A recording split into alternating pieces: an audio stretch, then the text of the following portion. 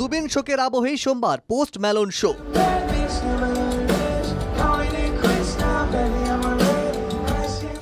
Post Malone নিয়ে আলোচনা অসম ক্যাবিনেটেও।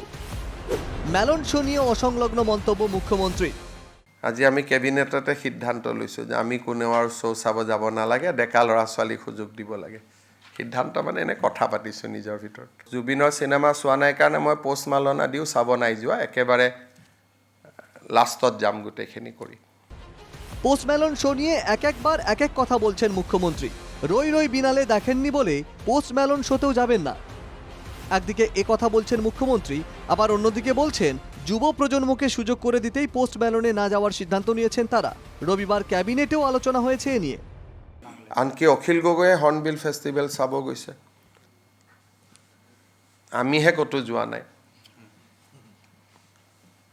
এবাৰ কালিও নাযাওঁ আমি। আজি আমি কেবিনেটতে সিদ্ধান্ত লৈছোঁ যে আমি কোনেও আৰু শ্ব' চাব যাব নালাগে, ডেকা ল'ৰা ছোৱালীক সুযোগ দিব লাগে। এখানেই শেষ নয়, পোস্ট ম্যালোন দেখে তিনি কিছু বুঝে উঠতে পারবেন না, তাই না যাওয়ার সিদ্ধান্ত। কাৰণ মই বুজিয়ে নাপাওঁ পোষ্ট ম্যালোন মানে কি। এদিকে পোস্ট ম্যালোন শোতে অসম সরকারের কোনো আর্থিক অনুদান নেই। স্পন্সরশিপ থেকেই হচ্ছে পোস্ট ম্যালোন শো। ক্যাবিনেট বৈঠকের পর সাংবাদিকদের সঙ্গে কথা বলতে গিয়ে রবিবার রাতে এটা স্পষ্ট করে দেন মুখ্যমন্ত্রী। সংবাদ মাধ্যমত প্ৰচাৰ কৰাৰ দৰে এখন অসম চৰকাৰৰ ইভেণ্ট নহয়।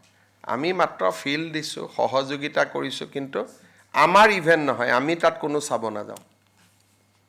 সংবাদ মাধ্যমৰ বহুতে ভাবিছে যে অসম গভৰ্ণমেণ্টে কোটি কোটি টকা দি আনিছে।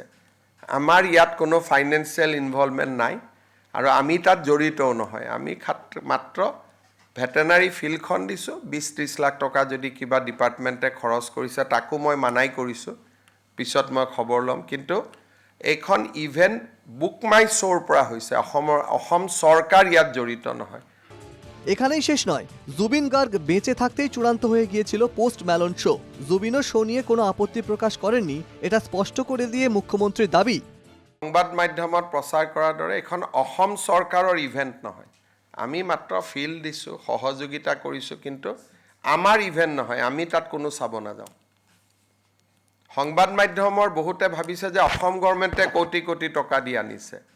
আমাৰ ইয়াত কোনো ফাইনেন্সিয়েল ইনভলভমেণ্ট নাই আৰু আমি তাত জড়িতও নহয়। আমি মাত্ৰ ভেটেনাৰী ফিল্ডখন দিছোঁ, 20-30 লাখ টকা যদি কিবা ডিপাৰ্টমেণ্টে খৰচ কৰিছে তাকো মই মানাই কৰিছোঁ, পিছত মই খবৰ ল'ম। কিন্তু এইখন ইভেণ্ট বুক মাই শ্ব'ৰ পৰা হৈছে, অসম চৰকাৰ ইয়াত জড়িত নহয়।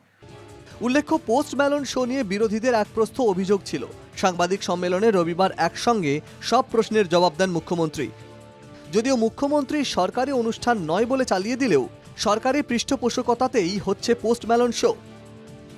এই সত্যটাকেও আড়াল করা যাবে না কিছুতেই।